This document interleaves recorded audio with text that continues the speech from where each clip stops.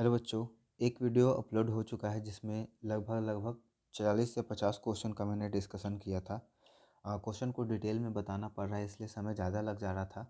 तो मैंने पहले सोचा था कि मैं पूरे क्वेश्चन को एक ही वीडियो में कंप्लीट कर दूं, 2 घंटा 3 घंटा जितना भी लगे। लेकिन फिर बाद में मैंने सोचा कि आपको क्या होगा, डिस्ट्रैक्शन हो सकता है, बीच बीच में ब्रेक भी ज़रूरी है। तो थोड़ा थोड़ा करके मैं पार्ट बाई पार्ट करके वीडियो क्वेश्चन अपलोड कर दूँगा। तो पहला हम लोगों ने देख लिया जिसमें 2015 का ए और सी सेट को मैंने करा था। अब हम लोग चलते हैं आगे, देखते हैं फिर और कुछ क्वेश्चन। ठीक है, ये 2016 का है ना, 15 का मैंने कर लिया। 16 में ऑब्जेक्टिव से हम लोग आते हैं डायरेक्ट फिर से ऑब्जेक्टिव क्वेश्चन पे। ये रहा हम लोग का क्वेश्चन, ठीक है। और इधर से हम लोग कर लेते हैं अपना डिस्कशन करने के लिए, ठीक है। चलिए, तो क्वेश्चन जो सेम रहेगा, बहुत सारे क्वेश्चन होता है जो सेम आ जाता है, तो उसको मैं डीप से एनालिसिस नहीं करूँगा, ठीक है। इसको पर्पल कर लेते हैं। चलिए, तो यहाँ पे 31 नंबर क्वेश्चन से आपका ऑब्जेक्टिव शुरू हो रहा है। विद्युत फ्यूज विद्युत धारा के किस सिद्धांत पर कार्य करता है? तो इसका पहले हम लोग डिस्कशन कर लिए हैं, ठीक है। ये ऊष्मीय इफेक्ट मतलब heating effect of electric current पे फ्यूज काम करता है, ठीक है। उसके बाद किसी कुंडली का प्रतिरोध ज्ञात करने का सूत्र क्या है? रेसिस्टेंस पूछ रहा है ना। रेसिस्टेंस, तो रेसिस्टेंस निकालने के लिए जो सबसे पहला कॉन्सेप्ट आता है हम लोग का है ओम्स लॉ। ओम्स लॉ क्या कहता है? ओम्स लॉ कहता है V is equal to I R. मतलब किसी भी इलेक्ट्रिकल सर्किट में जो इलेक्ट्रिकल पोटेंशियल होता है उसके करंट और रेसिस्टेंस के डायरेक्टली प्रोपोर्शनल होता है, ठीक है। अब यहाँ से हम लोग रेसिस्टेंस निकाल सकते हैं। R इज इक्वल टू क्या हो जाएगा, ये गुना में है, जब इधर आएगा तो V जैसे है वैसे रह जाएगा, और गुना वाला इधर आकर के हम लोग का ये हो जाएगा डिवाइड में। तो R इजिकल टू V बटा में I। अब देखेंगे V बटा में I कहीं है या नहीं।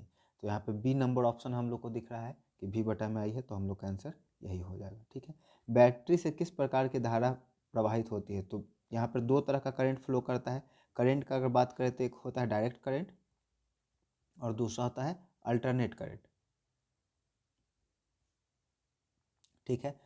अल्टरनेट करंट, तो बैटरी से जो निकलता है वो डायरेक्ट करंट होता है, और डायरेक्ट करंट को हिंदी में हम लोग कहते हैं दृष्ट धारा, ठीक है। और अल्टरनेट करंट को कहते हैं प्रत्यावर्ती धारा, ठीक है। दोनों नहीं हो सकता है, इनमें से कोई भी नहीं होगा। तो हम लोग का आंसर क्या हो जाएगा, ये हो जाएगा थर्ड का। दाढ़ी बनाने के लिए हम लोग डिस्कस किए थे, अवतल दर्पण का यूज होगा, है ना। जो बड़ा इमेज बनाएगा, उत्तल छोटा बनाता है, सेम साइज का बनाता है, तो इनका नहीं होगा। विभवांतर का एसआई मात्रक, विभवांतर मतलब इलेक्ट्रिकल पोटेंशियल, है ना, पोटेंशियल, जिसको हम लोग डिनोट करते हैं V से, और इसका ऐसा यूनिट होता है वोल्ट। तो यहाँ पे हम लोग का हो जाएगा वोल्ट, ठीक है। उसके बाद प्रकाश के अपवर्तन के कितने नियम हैं? परावर्तन के दो होते हैं, अपवर्तन के भी दो नियम होते हैं। अपवर्तन के लिए आपका जो कॉन्सेप्ट है ये इस तरह से यूज होगा, जब कोई लाइट एक मीडियम से जो कि ऑप्टिकली रेयर या डेंसर हो, उससे ऑप्टिकली रेयर या डेंसर दूसरे मीडियम में जब इंटर करता है तो अपने पथ से क्या हो जाता है, डेविएट कर जाता है, और यही डेविएशन क्या कहलाता है, रिफ्रैक्शन कहलाता है। और इसके भी दो नियम होते हैं, ठीक है। पहला incident ray, refracted ray and interface of the two media lie on the same plane, और दूसरा एंगल ऑफ साइन आई बटा में sine r, r is equal to constant, और इसी को कहते हैं स्नेल्स लॉ।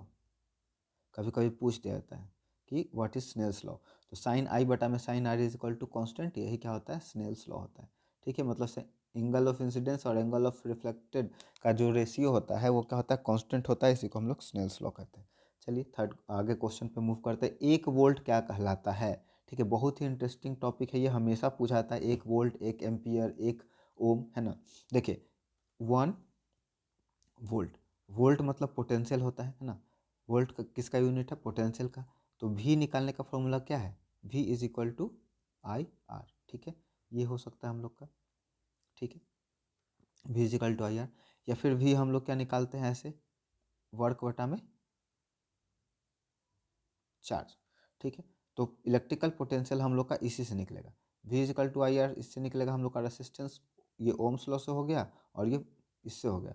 तो वर्क का ऐसा यूनिट क्या होता है, वर्क का होता है क्या, जूल, ठीक है।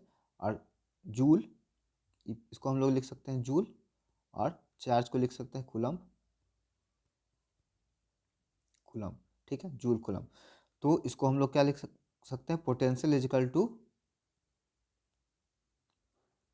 जूल पर कूलम, जूल पर कूलम। अब देखिए यहाँ से हम लोग अब छाटना शुरू करेंगे। जूल पर सेकेंड ये गलत हो गया, जूल पर कूलम ये ठीक लग रहा है, जूल पर एम्पियर गलत हो गया, इनमें से कोई भी गलत है, तो यही सही है हम लोग का बी। अब पूछ देता है what is 1 volt of current, तो हम लोग क्या बोलेंगे, वी को अगर एक रख दे तो यहाँ इसको भी एक रखना पड़ेगा और इसको भी एक रखना पड़ेगा। या एम्पियर में पूछे what is 1 ampere of current, तो यहाँ पे फॉर्मूला क्या है हम लोग का, एम्पियर का होता है कूलम चार्ज बटा में, ठीक है, टाइम। तो अगर पूछे कि एक वोल्ट क्या होता है, तो एक वोल्ट कह सकते हैं कि अगर किसी इलेक्ट्रिकल सर्किट से एक कूलम के चार्ज को फ्लो कराने में, मतलब एक जगह से दूसरी जगह ले जाने में जितना वर्क डन करना पड़े वही क्या कहलाएगा, एक कूलम ऑफ एक विभव कहलाएगा, ठीक है। 1 एम्पियर ऑफ करंट क्या कहलाएगा, किसी इलेक्ट्रिकल वायर से एक कूलम के चार्ज को एक सेकेंड में पहुंचाने एक सेकेंड तक फ्लो कराने के बाद जितना अमाउंट ऑफ करंट यूज होता है वही क्या कहलाता है हम लोग का, 1 एम्पियर ऑफ करंट कहलाता है। तो इस तरह से आपको डिस्कस करना है, अगर शॉर्ट में पूछ दे तो आंसर भी आप दे सकते हैं ना। श्वसन किस प्रकार के रासायनिक अभिक्रिया है, देखिए रासायनिक अभिक्रिया यहाँ पर दो तरह का दे रखा है, उपपचन, संयोजन, ऊष्माक्षेपी, ऊष्माशोषी, ठीक है। तो ऊष्माक्षेपी ऊष्माशोषी कहने का बात है एक्सोथर्मिक और इंडोथर्मिक, ठीक है। ऊष्माक्षेपी ऊष्माशोषी क्या कर रहा है, एक्सोथर्मिक और इंडोथर्मिक के बारे में कह रहा है।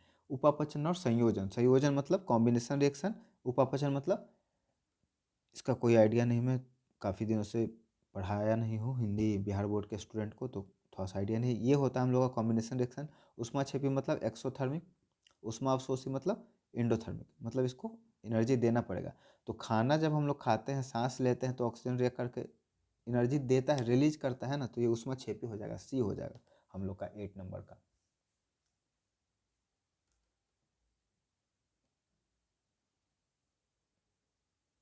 ऊष्माक्षेपी होना चाहिए ना। श्वसन किस प्रकार का अभिक्रिया है, ठीक है, इसमें डाउट थोड़ा सा लग रहा है। संयोजन तो नहीं होगा, कॉम्बिनेशन रिएक्शन नहीं होता है, ये भी नहीं होगा, तो बच गया उपचयन। उपचयन का आइडिया नहीं मुझे क्या होता है। कौन विद्युत का सर्वोत्तम सुचालक, सुचालक मतलब conductor, best conductor of electricity सभी को पता है, चांदी, इसको चांदी कहते हैं हम लोग, सिल्वर, चांदी है ये, एजी चांदी को कहते हैं। आवर्त सारणी के उद्धव स्तंभों को क्या कहा जाता है, अब ये उदर्ग उदर्ग क्या है पता नहीं, ठीक है। तो पीरियोडिक टेबल में दो तरह से कॉलम बनता है, ऐसे 7 पीरियड बनते हैं और 18 ग्रुप बनते हैं, ठीक है, 18 ग्रुप बनते हैं। तो वर्ग, आवर्त, आवर्त, आवर्त, आवर्त हो सकता है, उद्दर्ग 10 का बी, वर्ग, ठीक है। तो ये आपका वर्ग कहलाएगा, कौन, ऊपर से जो नीचे की तरफ आ रहा है ये वर्ग कहलाता है, और ऐसे जो जाता है ये क्या कहलाता है, आवर्त कहलाता है, पीरियड कहलाता है, ठीक है। तो वर्ग हो सकता है ये, मे बी। निम्नलिखित में कौन उपधातु, ये डाउट में रखिए इसको, उपधातु, सेमी मेटल, देखिए ये पूरा का पूरा मेटल है, ये पूरा का पूरा मेटल है, निकेल पूरा का पूरा मेटल है, बिस्मथ Sb, ये हो सकता है 11 का डी, ठीक है। आगे देखते हैं हम लोग। पीतल धातु है, कैसा, पीतल क्या है, पीतल धातु है, धातु मिश्र धातु है, उपधातु है, तो पीतल हम लोग का मिश्र धातु हो सकता है, ठीक है, पीतल मिश्र धातु है। धातु प्योर मेटल नहीं है, दो मेटल को मिलाकर के बनता है, और धातु भी नहीं है। अम्लीय विलयन का मान क्या होता है, 7 से कम, पिछले वीडियो में मैंने बताया था, पिछले क्वेश्चन में। सरलतम हाइड्रोकार्बन क्या है, सबसे सिंपल हाइड्रोकार्बन क्या होगा, मीथेन होगा, जिसमें कार्बन और हाइड्रोजन क्या हो, सिंपल हो, तो CH4 होता है मीथेन का, है ना। उसके बाद पुष्पी पौधों में लैंगिक जनन होता है किसके द्वारा, पत्तियों के द्वारा, नहीं, वेजिटेटिव रिप्रोडक्शन। फूलों के द्वारा हो सकता है, तना के द्वारा नहीं होगा, तो फूल के द्वारा होगा ना। फूल के द्वारा जो रिप्रोडक्शन होगा वो हम लोग का क्या होगा, सेक्सुअल रिप्रोडक्शन होगा। उसके बाद आगे देखते हैं हम लोग, निम्न में कौन सा उत्सर्जी अंग है, एक्सक्रीटरी ऑर्गन, ठीक है। एक्सक्रीटरी ऑर्गन आपका इसमें हो सकता है किडनी, वृक्क, आग्नेयाशय, पैनक्रियाज और आँख, ठीक है। तो मेरे ख्याल से वृक्क होना चाहिए,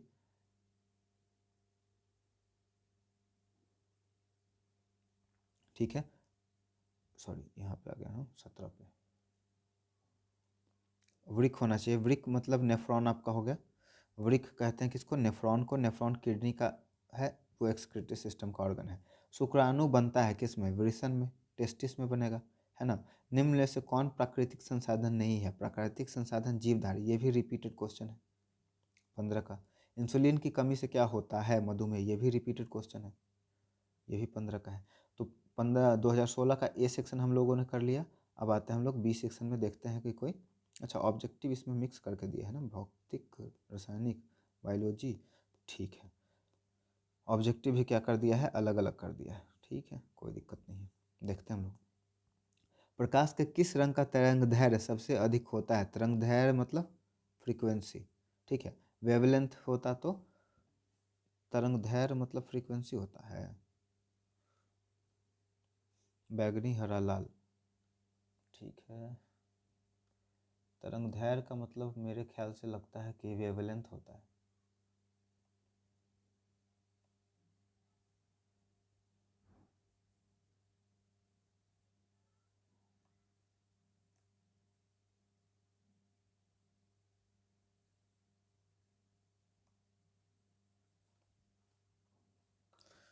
तरंग दैर्घ्य सब मतलब वेवलेंथ होता है ना, वेवलेंथ। तो वेवलेंथ सबसे अधिक किसका होता है, रेड का होता है। मानव नेत्र के किस भाग पर किसी वस्तु का प्रतिबिंब बनता है, तो प्रतिबिंब जो बनता है वो बनता है रेटिना पर, और रेटिना को हिंदी में हम लोग कहते हैं दृष्टिपटल, ठीक है। 1 एंगस्ट्रॉम इजकल टू होता है 10⁻⁻10, ठीक है। विद्युत्व बल्ब में फिलामेंट का तार बना होता है टंगस्टन का, ठीक है। लोहे का नहीं होगा, तांबे का नहीं होगा, इसका नहीं होगा। शक्ति का ऐसा ही मात्रक, पावर का मात्रक होता है पावर का joule, power is equal to work बटा में टाइम, तो पावर का हो जाएगा किलोवाट आवर ना, ठीक है। 5 का हो जाएगा हम लोग का, सॉरी, ये जो है शक्ति, देखिए जूल वर्क का हो जाएगा,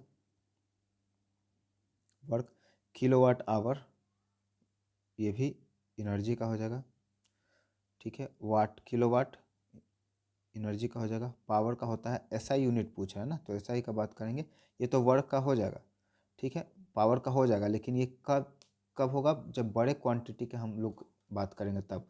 तो एसआई का सिर्फ बात करें तो एसआई का होता है पावर का वाट। श्वेत रंग कितने रंगों से मिलकर के बना होता है, 7 रंग, बहुत आसान क्वेश्चन। निकट दृष्टि दोष वाले व्यक्ति के चश्मे में क्या होता है, थोड़ा सा इसको मैं बता दूं आपको पिक्चर बना करके। निकट दृष्टि दोष जिसको हम लोग मायोपिया कहते हैं, उसमें क्या होता है, मान करके चलिए कि आदमी का आँख है,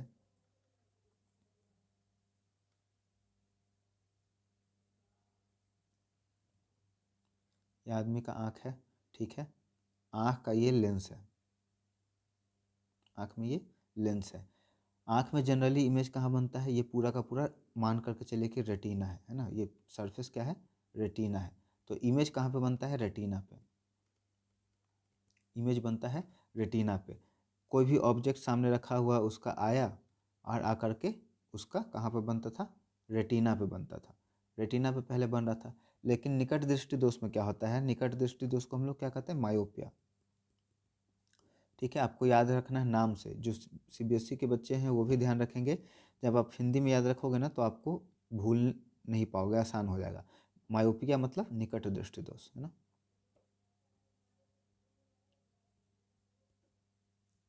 निकट दृष्टि दोष, ठीक है। तो इसमें नज़दीक का तो दिखेगा ऑब्जेक्ट, लेकिन जो दूर ऑब्जेक्ट है वो नहीं दिखेगा, ठीक है। ऐसा क्यों हुआ, क्योंकि या तो आपका आँख का लेंस क्या हो गया, मोटा हो गया, और नहीं तो ये जो आपका कर्वेचर है आई का वो क्या हो गया, थोड़ा सा फैल गया है।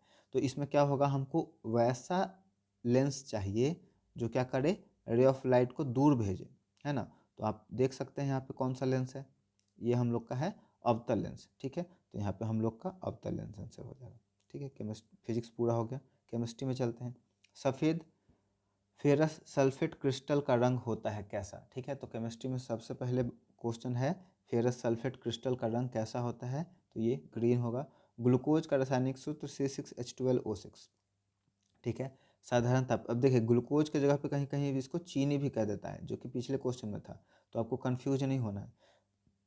साधारण ताप पर फास्फोरस का गुणसूत्र क्या होता है, P4 होना चाहिए, है ना। फास्फोरस का क्या होता है, P4 होता है। स्टेनलेस स्टील मिश्र धातु है किसका, लोहा और किसका, कार्बन का होता है। तो यहाँ पे लोहा हम लोग का होगा, 4 का ए हो जाएगा। स्टेनलेस स्टील लोहा और कार्बन से मिलकर के बनता है ना, टीन का नहीं होता है। फ्लोरीन तांबा नहीं होगा, एल्युमिनियम नहीं होगा, टीन नहीं होगा। फ्लोरीन अनुरूप है किसका, ऑक्सीजन का, फास्फोरस का, कार्बन का, सल्फर का। अपर रूप, अच्छा फुलेरिन, बल्कमिंस्टर फुलेरेंस, ठीक है, तो ये कार्बन का हो जाएगा। देखिए कार्बन का अपर रूप का बात करें, अगर हम लोग एलोट्रॉप का बात करें, अपर रूप मतलब एलोट्रॉप ही होता है, या फिर इसको आइसोटोप्स कहते हैं। अपर रूप आइसोटोप्स, आइसोटोप्स एक कंडीशन है जिसमें क्या होता है, सेम एलिमेंट का एटॉमिक नंबर तो सेम होता है लेकिन एटॉमिक मास अलग अलग होता है। तो इसका 612, 614 और 660 होता है। इसी को 660 को क्या कहते हैं हम लोग, बल्कमिंस्टर फुलेरेंस कहते हैं, ठीक है। तो कार्बन हम लोग का हो जाएगा। तो फुलेरिन यहाँ पर दे रखा है, फुलेरिन, तो इसको बल्कमिंस्टर फुलेरेंस पूरा नाम है। तो ये कार्बन का स्वरूप है। मेंडलीव ने अपने आवर्त सारणी में तत्वों को सजाया कैसे, तो उनको सजाया था इंक्रीजिंग एटॉमिक नंबर, नहीं एटॉमिक मास, ठीक है। मेंडलीव के आवर्त सारणी में ऑब्जेक्ट जो है, जो एलिमेंट है, उनको सजाया गया था इंक्रीजिंग एटॉमिक वेट के अकॉर्डिंग, है ना। और नाइट्रोजन डाइऑड ऑक्साइड, नाइट्रोजन डाइऑक्साइड के धुएं का रंग कैसा होता है, तो इसका आंसर आपका हो जाएगा भूरा, ब्राउन। आते हैं बायोलॉजी में, ठीक है। बायोलॉजी का पहला क्वेश्चन है, मैग्नीशियम पाया जाता है लाल रक्त कण में, पहला का बी हो जाएगा, sorry magnesium main constituent particle किसका है, क्लोरोफिल का है, ठीक है, ब्लड नहीं होगा। फूलों में नर जनन अंग होता है, पुंकेसर, अंडप, वर्तिकाग्र, वर्तिकाय, तो ये एंथर होता है, एंथर, पुंकेसर, और फीमेल वाले पिस्टिल को स्त्री केसर कहते हैं। तो दूसरा का फर्स्ट हो जाएगा। अंडाणु निषेचित होता है, इसका मैंने पिछले क्वेश्चन में बता दिया था, कहाँ पे, गर्भाशय में, जब डिस्कस हम लोग कर रहे थे तो हम लोगों ने इसका देख लिया था सॉरी। फेलोपियन ट्यूब, जिसको ओविडक्ट भी कहते हैं। भोजन का पचाना किस प्रकार की अभिक्रिया है, भोजन का पचाना हम लोग का 4 का हो जाएगा, हम लोग का विस्थापन, ठीक है। उसके बाद उभयलिंगी जीव है, उभयलिंगी कहने का मतलब जिसमें मेल फीमेल दोनों साथ में हो ना, तो वो केचुआ हो जाता है, अर्थवर्म, ठीक है। उसके बाद लास्ट, पृथ्वी में ऊर्जा का मुख्य स्रोत क्या है, सूर्य होगा हम लोग का ऊर्जा का मेन स्रोत, क्योंकि सन क्या करता है, प्लांट सन का ही एनर्जी का यूज करके खाना बनाता है, फिर उसको हम लोग के पास ट्रांसफ़र करता है। ट्रांसफ़र ऑफ एनर्जी सिस्टम थोड़ा सा हम लोग कर लेते हैं डिस्कस उसको भी। लिंडमैन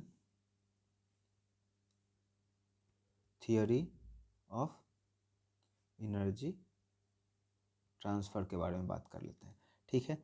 तो ये देखिए आपको क्या है, ये सन है, ठीक है, जहाँ से सन का लाइट आना है, ये हो गया हम लोग का प्लांट, ठीक है।